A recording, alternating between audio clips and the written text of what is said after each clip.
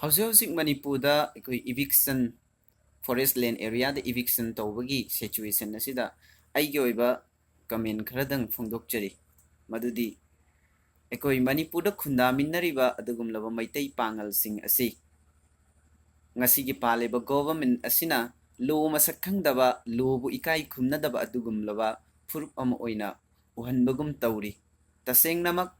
ekoi maitai pangal sing asi lo masakangdaba lobu ikai khumnadaba adugumla furup amadi nachade tasengna India da chatnariba lo sing asi khoina ikai khumnajai masibu ngakna chatpa ngamnabu su ikoi hotnajai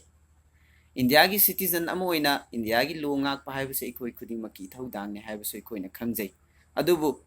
lo amani haiduna achan mirai naiba asonba yenglakanda tuhatpiba masidi tasengna ikoi akanba mongda condemn tawi Manipurda ekoi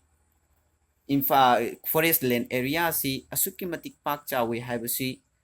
ai isana mod phongdok chadragasu ngasi gi laik laisu hairaba khunai sa leiriba luching puren oibiriba kayamarum amana khangduna leiraba wafam amani Imphal East District ki apunba square kilometer asi 669 square kilometer ni aduga forest land area na 220 square kilometer ni 220 square kilometer asi supna khaki khetri awang ching khakta cover tawbra haibo hangsi ngasi gi paliba government asida hangningli 2003 da ihan han boina hariba mafum asi eviction order thoki haibagi record chu laijare hariba 2003 da thokliba eviction order asi supna khaki khetri awang ching khak thokibra atopa mafum singdi eviction order thoktabra haibo hangsi su ngasi gi paliba government asida hangjari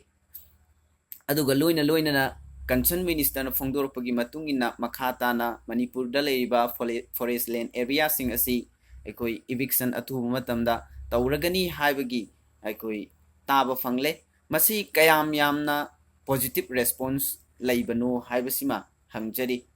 maruaina Manipurda khundaminariba maitai pangal singbo ngasigi paliba government asina hanthana yengi haibagi chapchaba praman ekoina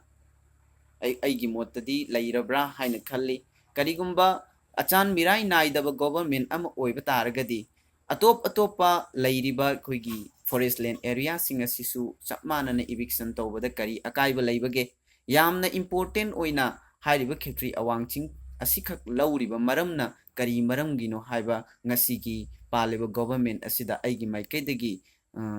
appeal tawjari aduga haribo hangsing asigi paukhumsing adu athuba matamda paliba government asina pibinabusu humble request tawjari